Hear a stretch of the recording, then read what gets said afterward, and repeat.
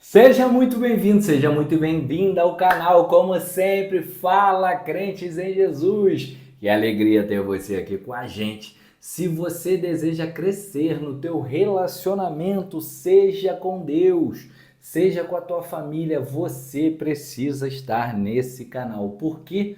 Porque buscai primeiro ao reino de Deus e todas as outras coisas vão ser acrescentadas. Diz a palavra. E tudo que diz a palavra a gente aqui segue piamente. São princípios e valores que também, se você aí seguir, você vai conseguir não só ter a paz que excede todo entendimento, como a ajuda do Senhor, porque Ele ajuda, Ele não faz por você, Ele ajuda, Ele direciona, Ele te dá o caminho, Ele te tira dos espinhos, Ele resolve. E hoje a gente vai falar do capítulo de Provérbios número 6. Nele encontramos sabedoria prática e conselhos poderosos para a nossa vida, no nosso dia a dia. Eu no meu consultório, você na empresa de engenharia, no seu negócio, na sua empresa de bolo, na sua padaria, seja lá onde for. Esse princípio aqui, se você seguir, você vai sempre ter paz e respostas na sua vida. Então, se precisa de direção e quer entender como viver mais alinhado com o propósito que Deus colocou na tua vida, colocou no teu coração, esse capítulo, essa reflexão, esse canal é para você.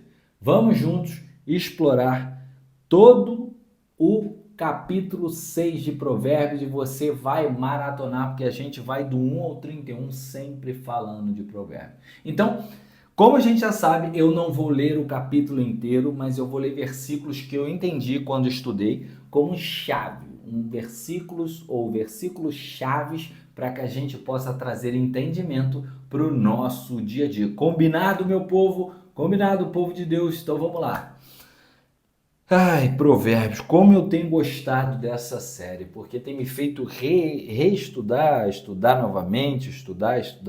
E Provérbios é um livro de sabedoria que traz conselhos para uma vida justa, para uma vida de prudência. E nesse capítulo 6 aqui em especial, tem uma série de advertências e reflexões sobre como a gente pode evitar comportamentos e atitudes que nos afastam do caminho da sabedoria que vem de Deus.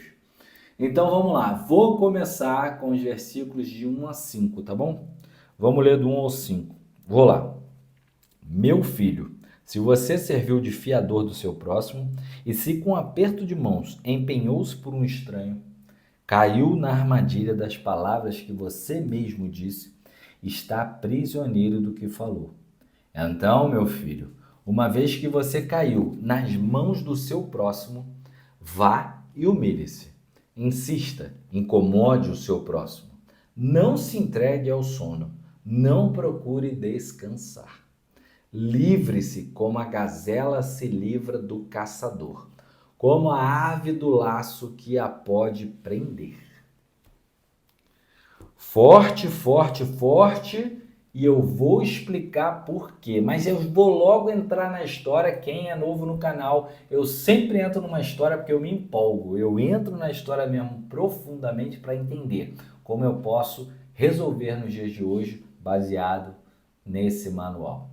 O texto está nos advertindo contra a negligência financeira, especialmente quando a gente se compromete com os outros, de um compromisso de forma precipitada, ou seja, pedir dinheiro emprestado.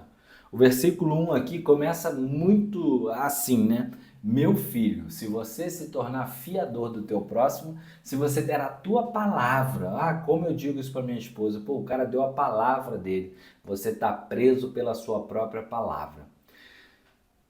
Aí, gente, de uma forma bem tranquila, isso nos ensina que devemos ser cautelosos ao fazer promessas, especialmente quando se trata de dinheiro. Não devemos assumir compromissos que não podemos cumprir. O conselho aqui de Salomão, ele é claro. Se você se comprometeu com alguma coisa, seja responsável e procure honrar a tua palavra. Vai melhorar, porque vamos pular para o 16, versículo 16 que diz 16 a 19, tá bom? Vamos ler aí. Há 6 coisas que o Senhor odeia, 7 coisas que ele detesta: olhos altivos, língua mentirosa, mãos que derramam sangue inocente, coração que traça planos perversos, pés que se apressam para fazer o mal. E no 19, a testemunha falsa que espalha mentiras e aquele que provoca discórdia entre irmãos. Olha só como dentro do mesmo capítulo tem mais coisa para a gente aprender. Encontramos aqui uma lista de 7 pecados abomináveis para Deus. É uma lista muito forte, mas como os 10 mandamentos, precisa ser lida, ouvida e seguida. Prestar atenção no versículo 16, eu gravei o versículo 16. Há 6 coisas que o Senhor odeia, 7 são detestáveis. Sabe aquela vizinha que a gente fala, eu detesto essa pessoa, detesto. Eu sei, crentes em Jesus, não podemos ser assim, mas tem essas pessoas. Então os pecados são olhos arrogantes, língua mentirosa, mãos que derramam sangue inocente, coração que trama projetos perversos. Sabe, aquela pessoa no trabalho está tramando para que você perca o emprego, então. Pés que se apressam para fazer o mal, da mesma forma. Testemunha falsa que espalha mentira o tempo todo, fofoca mesmo, traz coisa para semear discórdia entre irmãos. Eu poderia, ou na verdade posso, e vou citar novamente esses pecados, mas com o nosso entra na história de hoje, tentando parecer com as parábolas de Jesus, ele que me permita, mas vou contar a parábola do mercado de sombras. Era uma vez, o meu filho gosta, era uma vez, é uma cidade vibrante, cheia de oportunidades, parecendo no Rio de Janeiro, mas tinha um mercado lá chamado Sombras. Esse mercado não era nada comum, existia ali apenas na mente das pessoas. Ele se alimentava daqueles corações e das mentes daquelas pessoas que passavam por ele, e muitos estavam sempre lá, todos os dias, sem perceber que estavam sendo consumidos, sugados por ele. Os olhos arrogantes, certo dia, passou um jovem chamado Lucas. Lucas, tá bom, Lucas. Ele entrou lá no mercado de sombras. Ele estava cheio de confiança, acreditando que era um cara superior a todo mundo ao redor. Quando ele olhou para as outras pessoas, ele viu seus olhos estavam ali, cheios de desprezo. E dizia: essas pessoas não têm futuro, não são como eu sou o melhor. Seu olhar arrogante não apenas afastava os outros, mas também criava um muro, na verdade uma muralha invisível entre ele e aqueles que poderiam lhe ajudar no futuro. Ele estava completamente cego para a verdadeira sabedoria que vinha de uma humildade, que vem da humildade necessária. A língua mentirosa estava entre os frequentadores do mercado. Havia uma mulher chamada Carla. Se você se chama Carla, me perdoa. Veio aqui, mas nunca conheci Carla assim. Adorava espalhar fofoca, rumores. Ela era uma mestra em contar histórias que não eram verdadeiras. Quando alguém procurava Carla, sabia sempre de algo importante, porque Carla sempre dava sua versão super distorcida e importante, levando os outros a acreditarem em suas mentiras. E o que Carla não sabia era que, ao mentir, ela estava alimentando a desconfiança e a discórdia entre eles, criando um ambiente péssimo, um ambiente tóxico. Será que é o lugar onde você trabalha? Onde ninguém mais sabia em quem confiar. As mãos que derramam sangue inocente. Em uma das lojas do mercado de sombras, havia um homem chamado Daniel, nome bíblico, vamos dar esse nome. Ele estava vendendo informações sobre as fraquezas de cada um ali do mercado. Ele sabia os segredos mais íntimos e usava isso para prejudicar a cada um, mesmo que muitas vezes suas ações não envolvessem violência física. Contudo, gente, ele causava danos profundos, destruindo vidas e reputações que jamais voltariam. Daniel não percebeu que ao fazer isso ele derramava sangue inocente, pois como todos sabemos, palavras podem ferir tão profundamente quanto qualquer lâmina. A língua, diz lá em Lucas, pode ferir mais do que lâmina, mais do que espada. O coração que trama projetos perversos, por outro lado, tinha um homem também lá, que chamava-se Henrique. Ele não era visível à maioria das pessoas, mas a sua presença era sentida. Ele passava os dias em silêncio, planejando em segredo como conseguiria tirar vantagem das pessoas, manipulando, enganando todo mundo que estava ao seu redor para atingir, só os seus objetivos. Conhece alguém assim, trabalha com alguém assim que quer a todo custo atingir seus objetivos. Seu coração estava tão focado em seus próprios interesses que ele não via mais o mal que ele causava nas outras pessoas. E os pés que se apressam para fazer o mal que a gente falou aqui. Numa rua paralela, tinha uma jovem de nome Júlia. Ela andava sempre apressada em busca de oportunidades para prejudicar alguém. Seu modo de vida era voltado totalmente para um atalho, sem se importar com qualquer dano que ela causasse no caminho. Ela nunca pensou nas consequências das suas ações, mas estava sempre pronta para atacar.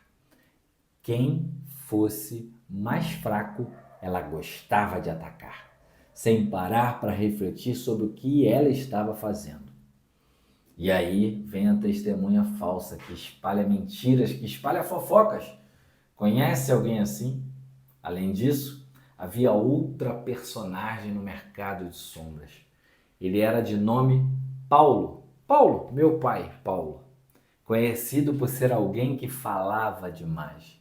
Sua especialidade era espalhar acusações falsas. Mesmo sem saber a verdade, Paulo dava a sua versão das histórias, criando um ciclo de fofocas que havia entre os comerciantes.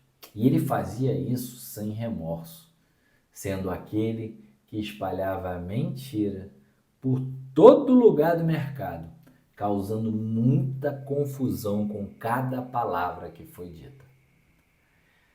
Aquele que semeia discórdia entre irmãos, por fim, é difícil de aturar, não é mesmo? Você atura isso? Mas tinha um homem de nome Roberto que adorava criar intrigas. Ele andava de um lado para o outro do mercado, sempre apontando as falhas dos outros, nunca parabenizando, nunca incentivando. Sempre algo para afastar as pessoas uma das outras. Ele dizia assim: você não sabia? Ela falou mal de você, falou para mim, falou para fulana. Eu ouvi ele dizendo que você não é confiável. Ao fazer isso, Roberto estava semeando uma discórdia entre os irmãos do mercado, criando divisões totalmente desnecessárias e afastando aquele ambiente de paz para um ambiente tóxico, onde aquelas pessoas poderiam se unir em paz. Mas como? Com tanto problema. No final, o mercado de sombras, que parecia ser um lugar de oportunidades, se transformou num campo de destruição. As pessoas que entravam lá com corações cheios de orgulho, ganância, desejo de prejudicar alguém, acabaram se perdendo em suas próprias ações. E assim, a lição talvez fique mais clara. Os pecados listados aqui em Provérbios 6 não são apenas falhas individuais. Preste atenção com quem anda, ambiente, grupos. Eles afetam a todos. Eles geram um ciclo de dor, divisão e sofrimento. E cada ação, cada palavra que foi tomada de uma maneira errada, traz consigo consequências que podem destruir relações, vidas e até mesmo a tua vida. Porque a verdadeira sabedoria está em evitar essas atitudes e escolher todos os dias agir com justiça, humildade, sinceridade e amor ao próximo. Moral dessa história para mim: os pecados que a sabedoria de Provérbios 6 nos alerta não são apenas erros individuais, mas são atitudes que podemos todos os dias fazer corroer a harmonia de um ambiente, de um bom ambiente, e destruir a confiança que existe ali entre as pessoas. Devemos sempre buscar ser agentes da paz, da verdade e da integridade em um mundo que constantemente nos desafia a fazer o contrário, a fazer sempre o oposto. Esses comportamentos são prejudiciais tanto para a nossa relação com Deus, quanto para a nossa convivência com o próximo. Eles nos ensinam que devemos fugir de uma arrogância, sabe? Da petulância, das mentiras e das atitudes que dividem e que ferem as pessoas. Poderia terminar aqui, mas eu gostaria que você, assim que acabasse o vídeo, estudasse todo esse capítulo, principalmente do 20 ao 35, que eu não vou ler aqui agora, mas vamos focar no versículo 32. Preciso ir para o 32. Vamos para o 32, que é a parte desse capítulo que a gente termina com essa forte advertência contra uma imoralidade. Vamos lá? Mas o homem que comete adultério não tem juízo. Todo aquele que assim procede, a si mesmo se destrói. Você vai ler e ver que o texto nos chama a sermos sábios em nossa vida conjugal, nossa vida sexual, e a manter a fidelidade. Não apenas nos relacionamentos, mas também em nossos princípios, em nossa moral, em nossa integridade. O adultério é visto aqui como algo destrutivo, não apenas para um casamento, mas para a vida de qualquer indivíduo. Provérbios 6 é um capítulo repleto de sabedoria prática que nos ensina sobre responsabilidade financeira, como evitar arrogância, petulância, amarra e os pecados que nos afastam de Deus.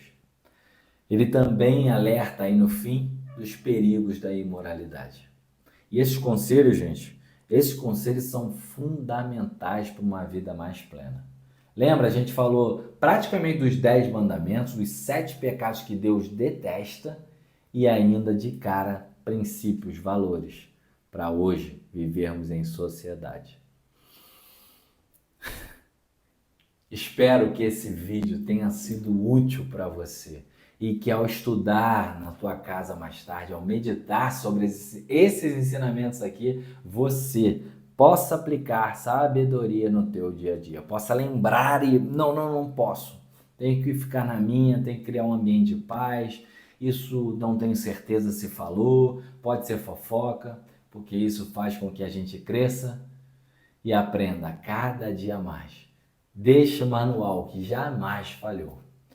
Meu desejo hoje é que você tenha paz e vitórias na tua jornada e que a sabedoria de Deus guie sempre os teus passos. Um forte abraço e até o próximo vídeo. Tchau, tchau.